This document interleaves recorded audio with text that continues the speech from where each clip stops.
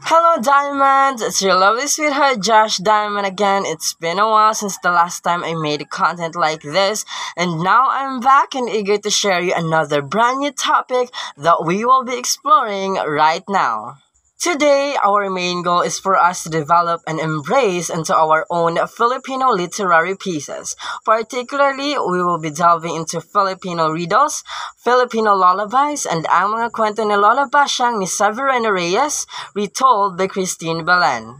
In our discussion, I'll be giving you some essential examples of those mentioned literary types.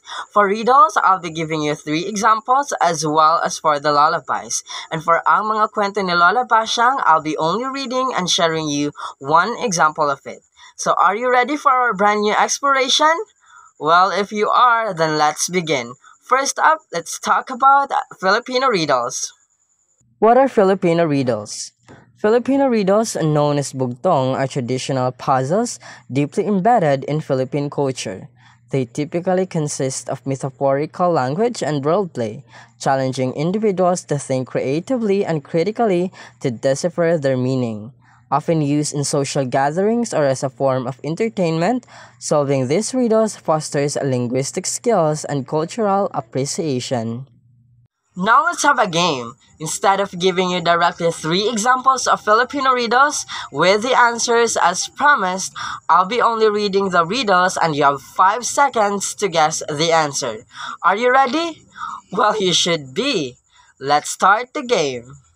Malambot na parang ulap, kasama mo sa pangarap. Ano ito?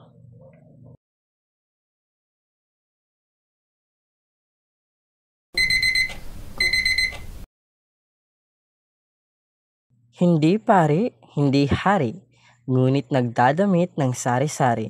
Ano ito?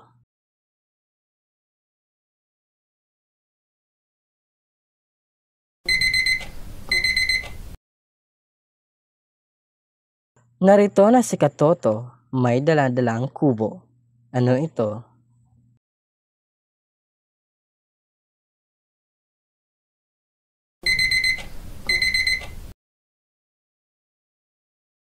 Alright, so have you got them all right? Well, if you did, then good for you. You have such a sharp mind. But if you did not, it's all fine and better luck next time. Now let's proceed to Filipino lullabies. What are Filipino lullabies? Filipino lullabies are soothing melodies sung to children to help them sleep. They often incorporate gentle rhythms and lyrics in local languages, reflecting cultural traditions and values. These lullabies have been passed down through generations, offering comfort and a sense of belonging to Filipino families. Now, here are some examples of Filipino lullabies which I am going to sing.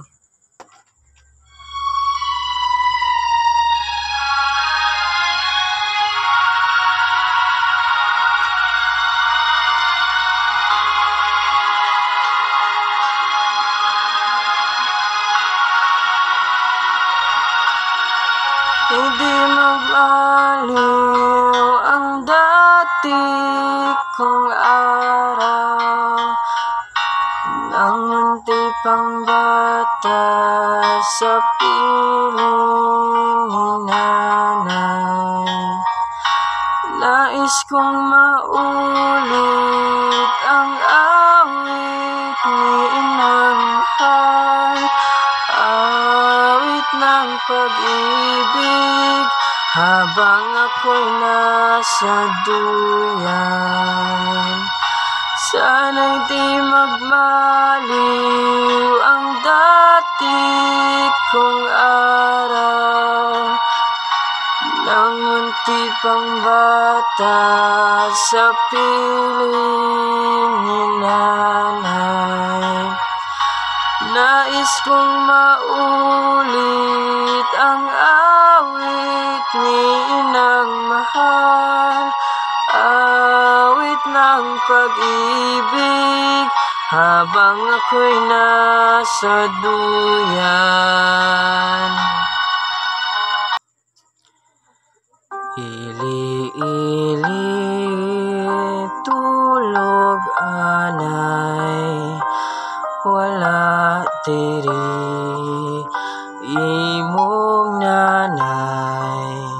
Kadto tienda bakat papay, ili-ili tulog anay. Mata ka na tabangan mo, ikarga ang nakumpra ko, kay bugat mansing putus ko, tabangan mo ako anay.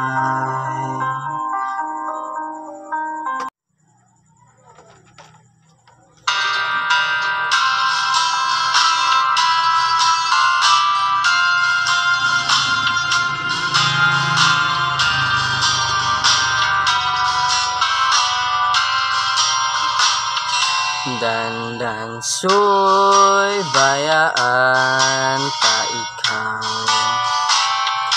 pauli ako sa payaw, ugaling kon ikaw hidlahon, ang payaw imo lang lantawon. Dandan so'y kon imo apason,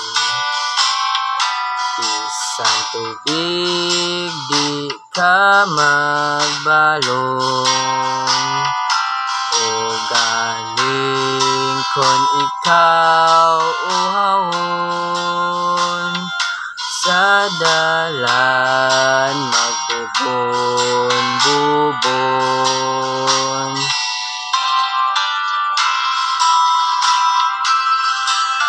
Now for the last Filipino literary piece, let's talk about ang mga kwento ni Lola Basyang. Ang mga kwento ni Lola Basyang, or in English, The Stories of Grandmother Basyang, is a collection of Filipino folktales and fairy tales written by Severino Reyes, a prominent Filipino playwright, novelist, and journalist. For clarification, Christine Belen, an award-winning writer, is not actually an author associated with this collection, but rather considered as the reteller and editor of these literary pieces for modern readers. Reyes, writing under the pseudonym Lola Basyang, Grandmother Basyang, crafted imaginative stories filled with moral lessons and colorful characters, which have become beloved classics in Philippine literature. These stories have been adapted into various forms of media and continue to be cherished by generations of Filipino readers.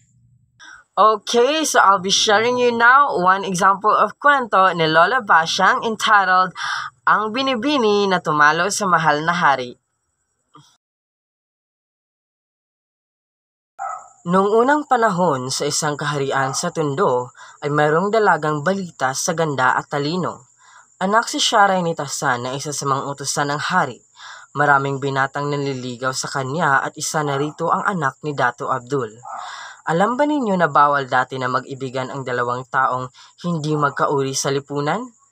Ngunit hindi mapigilan ng Dato ang pangingibig ng kanyang anak kay Sharay. Hindi po lamang kagandahan niya ang nakabibighan niya sa akin kundi pati na ang kanyang mabuting ugali at katalinuhan, sabi ng prinsipe sa Dato.